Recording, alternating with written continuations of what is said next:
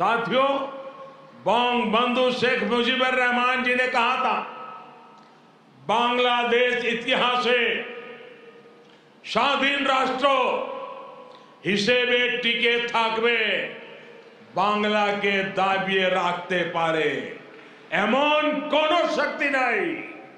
बांग्लादेश स्वाधीन होकर रहेगा। किसी में इतनी शक्ति नहीं है कि बांग्लादेश को दबा करके रख सके।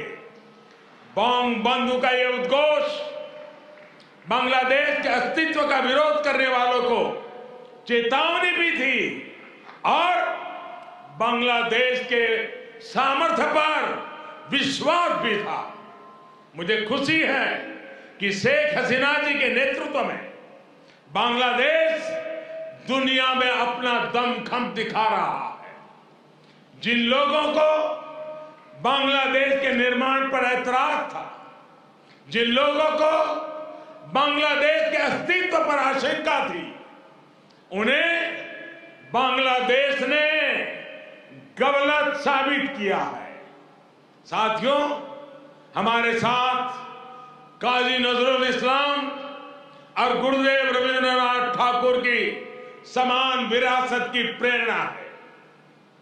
गुरुदेव ने कहा था, काल नहीं आमादेर हाथे काराकारी कोरे ताई शबे मिले देरी कारो नहीं शहे को भू।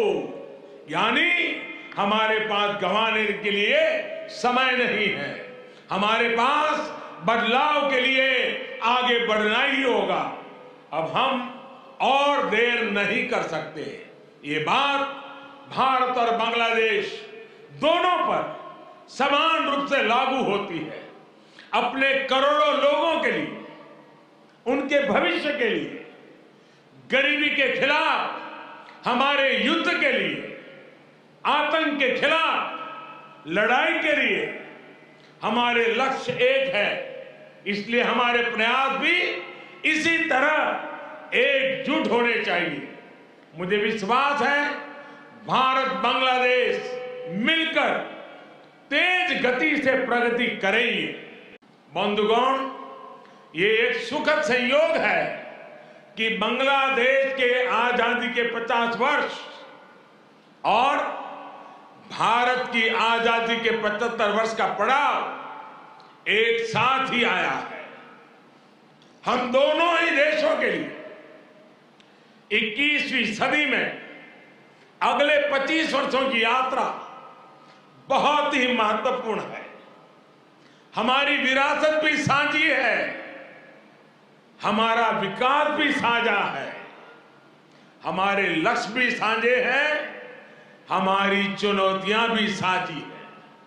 हमें याद रखना है कि व्यापार और उद्योग में जहां हमारे लिए एक जैसी संभावनाएं हैं, तो आतंकवाद जैसे समान खतरे भी हैं। जो सोच और शक्तियां इस प्रकार की अमानवीय घटनाओं को अंजाम देती हैं, वो अब भी सक्रिय है। हमें उनसे सावधान भी रहना चाहिए और उनसे मुकाबला करने के लिए संगठित भी रहना होगा। हम दोनों ही देशों के पास लोकतंत्र की ताकत है, आगे बढ़ने का स्पष्ट विजन है। भारत और बांग्लादेश एक साथ मिलकर आगे बढ़े, इस पूरे क्षेत्र के विकास के लिए उतना ही जरूरी है। और इसलिए आज भारत और बांग्लादेश दोनों ही देशों की सरकारें इस संवेदनशीलता को समझकर इस दिशा में सार्थक प्रयास कर रही है। हमने दिखा दिया है कि आपसी विश्वास और सहयोग से हर एक समाधान हो सकता है। हमारा लैंड बाउंड्री एग्रीमेंट भी इसी का गवाह है। कोरोना के इस कालखंड में भी दोनों देशों के बीच बेहतरीन तालमेल रहा है। हमने सार्क कोविड फंड की स्थापना में सहयोग किया। अपने ह्यूमन रिसोर्स की ट्रेनिंग में सहयोग किया। भारत को इस बात की बहुत खुशी है कि made in India vaccine Bangladesh के हमारे बहनों और भाइयों के काम आ रही है।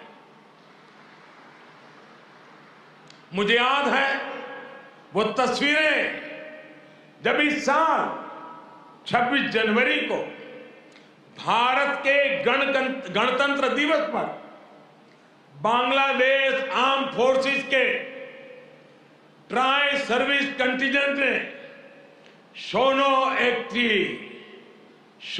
एक्टिर मुजिबोरेर थे के इस धुन पर दिल्ली में परेड की थी। भारत और बांग्लादेश का भविष्य सद्भाव भरे, आपसी विश्वास भरे ऐसे ही अनगिनत पलों का इंतजार कर रहा है। बंधुगण, एक निरंकुश सरकार अपने ही नागरिकों का जनसंहार कर रही थी। उनकी भाषा, उनकी आवाज, उनकी पहचान को कुचल रही थी। ऑपरेशन सर्चलाइट की उस क्रूरता को, दमन और अत्याचार के बारे में विश्व में उतनी चर्चा नहीं की है जितनी उसकी चर्चा होनी चाहिए थी। बंधुगण, इन सबके बीच यहां के लोगों और हम भारतीयों के लिए आशा की किरण थे बंगबंधु शेख मुजीबुर रहमान। बंगबंधु के हौसले ने, उनके नेतृत्व ने यह तय कर दिया था कि कोई भी